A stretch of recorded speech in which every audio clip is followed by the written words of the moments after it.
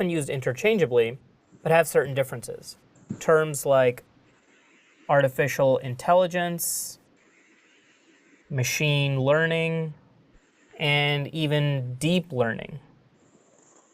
So at the highest level, AI is defined as leveraging computers or machines to mimic the problem-solving and the decision-making capabilities of the human mind.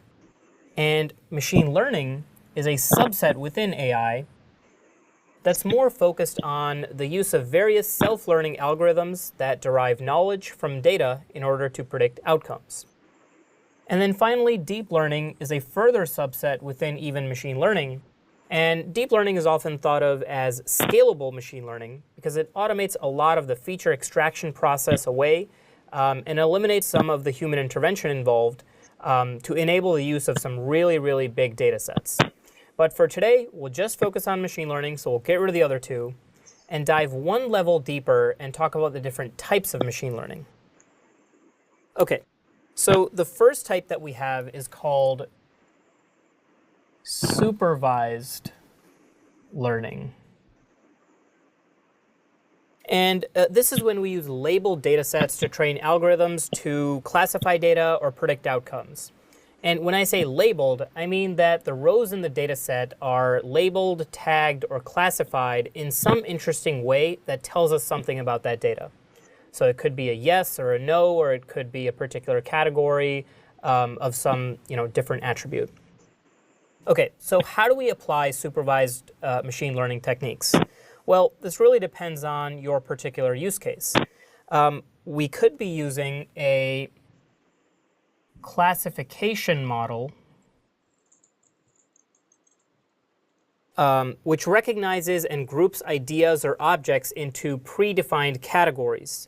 An example of this in the real world is with customer retention. So if you're in the business of managing customers, one of your goals is typically minimizing and identifying customer churn, right? Which are customers that no longer buy a particular product or service. And we want to avoid churn because it's almost always more costly to acquire a new customer than it is to retain an existing one, right? So if we have historical data for the customer, like their activity, whether they churned or not, right, we can build a classification model using supervised machine learning and our labeled data set that will help us identify customers that are about to churn and then allow us to take action to retain them. OK, so the other type of supervised learning is regression. Now, this is when we build an equation using various input values with their specific weights determined by the overall value of their impact on the outcome. And we use these to generate an estimate for an output value. So let me give you another example here. So airlines rely heavily on machine learning. And they use regression techniques to accurately predict how much they should be charging for a particular flight, right? So they use various input factors like days before departure, the day of the week, the departure, the destination, to use these to predict an accurate dollar value for how much they should be charging for a specific flight that will maximize their revenue. OK, so now let's move on to the second type of machine learning, which is unsupervised learning.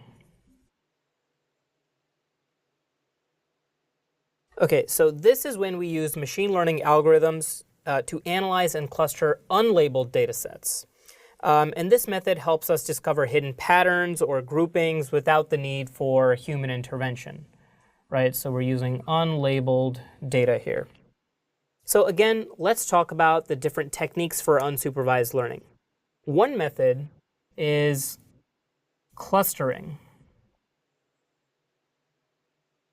And a real-world example of this is when organizations try to do customer segmentation. Right.